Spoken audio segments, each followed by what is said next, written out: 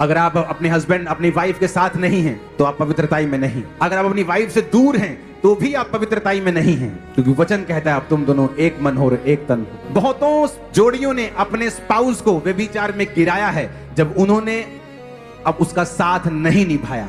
ये गहरी बात मैं आपसे कह रहा हूं। एक औरत आके मुझसे कहती है मेरा हस्बैंड 60 साल का है, अभी भी मेरे साथ रहना चाहता है, वो चाहता मैं उतना रवा मैं उतना सोमा है, मैं की करा। ये बात मुझे कहनी पड़ रही, डीप बात है। मैंने कहा अगर वो चाहता है तो तुम्हें पता है तुम्हारा शरीर तुम्हारा अपना नहीं है। वचन कहता है ये तुम्हारे पति का है, तुम्हारे पति का शरीर उसका पति का नहीं बल्कि तुम्हारा है, तुम दोनों एक हो। कहती नहीं नहीं नहीं ये ना शारीरिक गल आई। थोड़े दिनों में उसका पति उसी गांव के एक लड़की के साथ भाग गया अपने घर से। मैंने कहा अब बताओ क्या हुआ?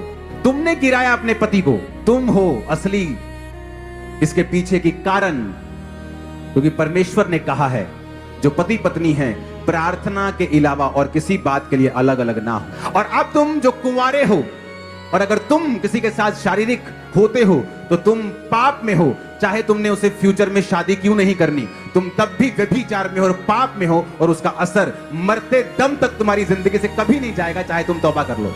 एकमात्र बाइबल में अपराध है व्यभिचार, जो वचन कहता है तुम अपने शरीर के खिलाफ भी करते हो और खुदा के खिलाफ भी करते हो। बाकी सारे पाप तुम खुदा के खिलाफ करते हो, लेकिन व्यभिचार एक ऐसा पाप है जो तुम दो चीजों के खिलाफ